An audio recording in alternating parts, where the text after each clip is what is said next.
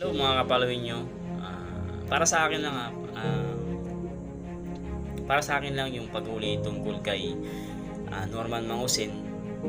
Wala naman akong pinapanigan, pero may point naman si Sir Rapi Tulfo na kung yung mga robbery, rape, hindi nila pinipreskon. Tulad na nabanggit ni Sir Rapi Tulfo na yung nasa malitang nilagay na bangkay, yung nahuli, hindi naman nila pinriskon.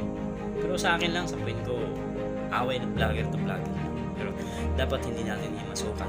Tulad ng bayani natin, mga PNP natin, hindi pwede nilang himasukan dahil away vlogger lang po yan. So sa akin lang ano ko lang, idea ko lang para patas ang laban. No?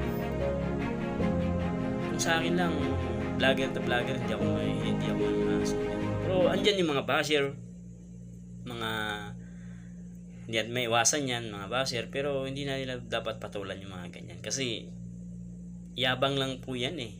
Wala namang kasong mabigat yan. Hindi naman namatay ng tao.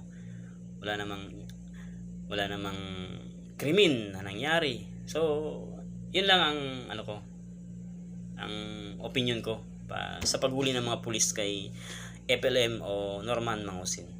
So, yun lang, idea ko lang po yun. Salamat!